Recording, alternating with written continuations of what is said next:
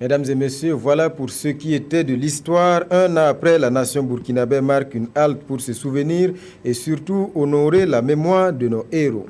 De 9h40 à 9h41 aujourd'hui, la sirène a retenti, invitant tous les Burkinabés à observer une minute de silence, suivie d'un dépôt de gerbes au cimetière municipal de Gounguin, compte rendu Koualé Nebié et Solange Guigma.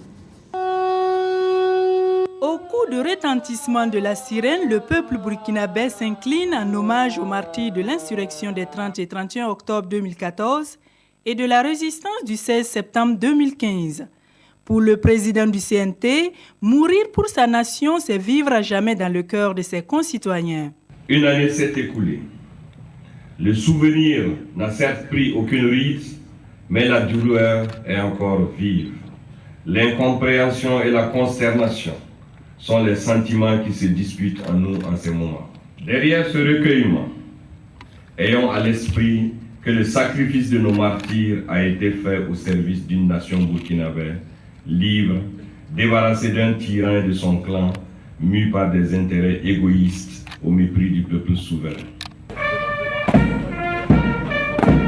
Ce devoir de mémoire a été ponctué d'un cérémonial du dépôt de gerbes sur fond de l'hymne aux morts et du titanien, suivi du recueillement.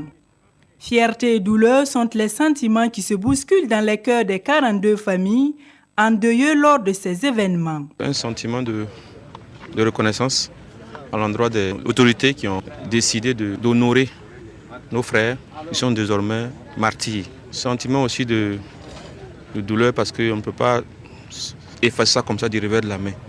C'est avec le temps que la douleur va s'apaiser. Mais elle ne s'apaisera que si on rend justice. La justice va être rendue.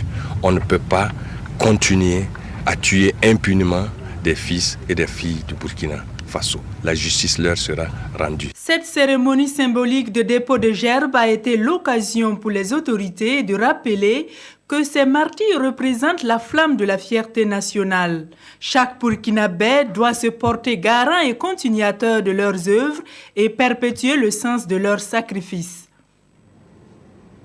Cette soirée spéciale d'hommage et de souvenirs poursuit sur la télévision du Burkina. Dans quelques instants, un plateau spécial vous sera proposé.